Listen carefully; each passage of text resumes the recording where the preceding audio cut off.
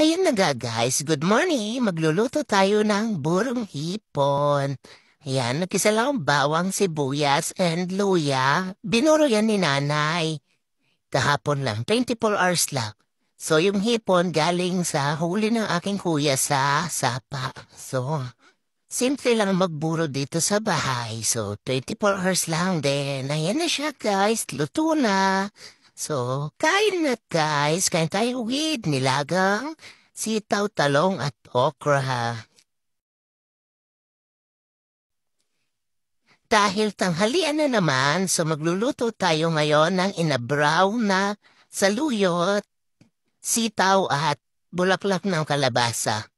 Bagoong isda na naman ang ating gagamitin at yan ang ating tanghalian. So nagpakulo lang tayo ng tubig, nilagay natin yung tinapa na sahog.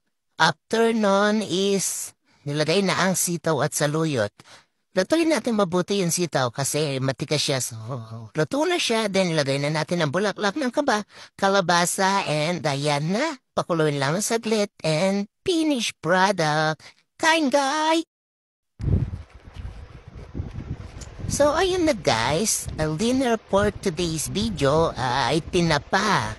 So, bumili ang kuya ng tinapa sa Barrio. So, 6 pieces, so 10 pesos isang piraso. So, dalawang sapin yan. So, 120, 12 pieces. O, diba? Add na add. Ipiprito lang natin yan. Then, ang sausawan yan is kamatis, sibuyas at bagoong isda. Tapos, mayroon akong slice na pipino. Yan, guys. Kain!